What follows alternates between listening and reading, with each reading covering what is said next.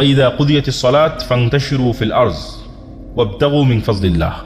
যখন সালাত শেষ হয়ে যায় তখন তোমরা সমগ্র পৃথিবীতে ছড়িয়ে পড়ো, কেননা পৃথিবীর প্রত্যেকটা ইঞ্চি জায়গাতে আল্লাহ সুবহানাহু তাআলার রিজিক ছড়িয়ে ছিটিয়ে আছে।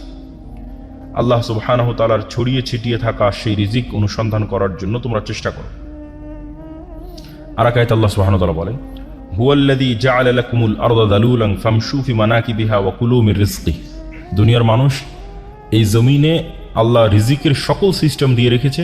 ফামশু ফি মানাকিবিহা, তোমরা এই জমিনের প্রত্যেকটা ইঞ্চি ইঞ্চি জায়গায় অনুসন্ধান করো, চলো, চেষ্টা করো। ওয়া কুলু মির রিজকিহি, এবং রিজিক বের করে নিয়ে আসার চেষ্টা করো। আমরাও দেখতে পাই যে আমাদের চারিপাশে কত রিজিকের রাস্তা, কিন্তু লোকলজ্জার ভয়ে, যেটা কেউ বললো এখানে বক্তা যে সামাজিক ট্যাবু, সেটির ভয়ে আমরা হয়তো একটা নির্দিষ্ট মাধ্যমকেই মনে করেছি এটি রিজিকের মাধ্যম, কোথাও আমার জব হবে, চাকরি হবে, এটি রিজিক।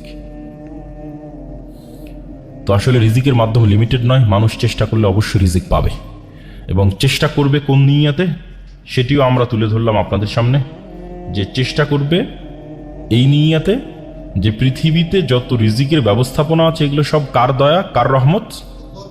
আল্লাহর রহমত, আল্লাহর দয়া। ওইটা থেকে যখন আপনি বিমুখ থাকছেন, আপনি অহংকারী। মানে আপনি জানেন যে এখানে একটা টাকা হালাল উপায়ে ইনকামের রাস্তা আছে, বাট আপনি করছেন না, মানে আপনি অহংকারী।